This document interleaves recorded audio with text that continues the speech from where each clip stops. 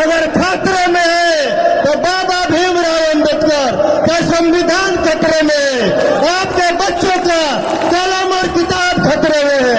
बचा लीजिए सुदामा प्रसाद जी को पार्लियामेंट में भेजकर अपने बच्चों का कलम और किताब बचा लीजिए। इंडिया गठबंधन का सरकार बनने जा रहा है तो आरा में भी इंडिया गठबंधन का उम्मीदवार सुदामा प्रसाद जी को जीतकर पार्लियामेंट में जाना चाहिए। मेरे साथियों, आरा लोकसभा का सभी इंडिया गठबंधन के साथी नेता कार्यकर्ता आप सभी लोगों को नमो बुधाय, जय भीम, जय भारत, जय मंडल, जय संविधान। साथियों, ये लड़ाई देश की आखिरी लड़ाई है।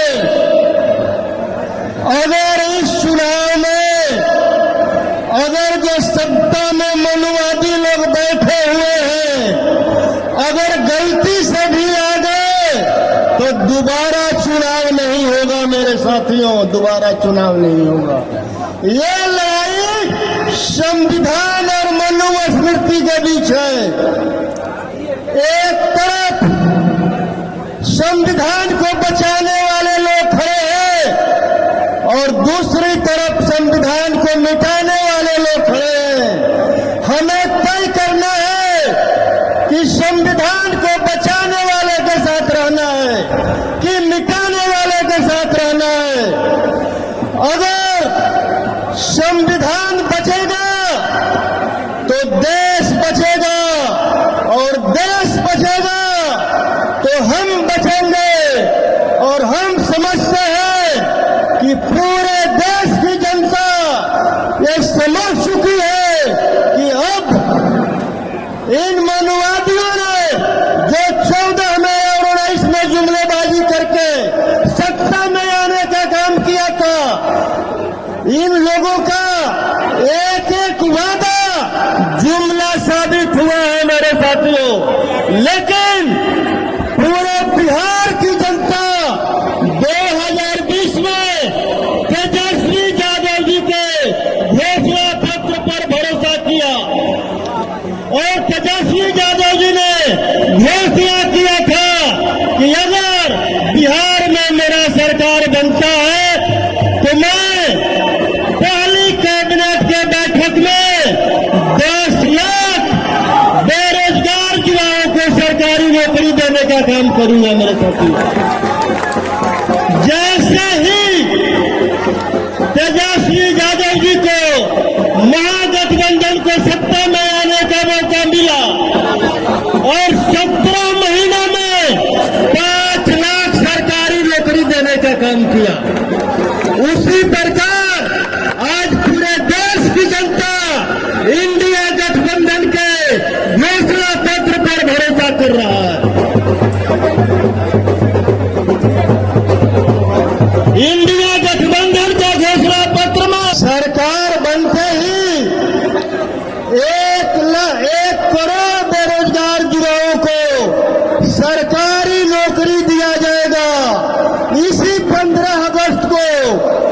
और देश के गरीब महिलाओं को 1 लाख रुपया देने का काम इंडिया गठबंधन करेगा।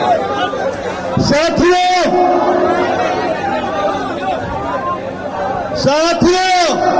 मैं आप लोगों से ये आग्रह करने आया हूं कि देश में इंडिया सरकार, इंडिया गठबंधन का सरकार बनने जा रहा है तो आरा में भी इंडिया गठबंधन का उम्मीदवार सुदामा प्रसाद जी को जीतकर पार्लियामेंट में जाना चाहिए। मेरे साथियों, आप लोग तैयार हैं सुदामा प्रसाद जी को जिताकर भेजने के लिए? एक बार दोनों हाथ उठाइए। मेरे साथियों, ये देश में नफरत फैलाने वाले लोग ये कहते हैं कि 80% हिंदू एक हो जाओ, हिंदू खतरे में है, हिंदुत्व खतरे में है, हिंदुस्तान खतरे में है। मैं कहता हूं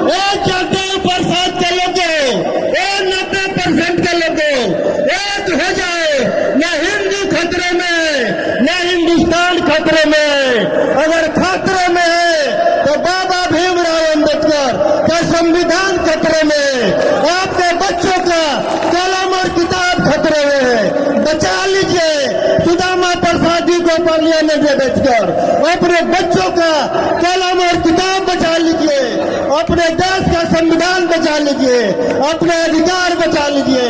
ये देश का आखिरी चुनाव है, अगर नहीं बचा पाए तो इसी के साथ मैं अपने वाणी को विराम देता हूं। बहुत बहुत धन्यवाद, बहुत बहुत धन्यवाद।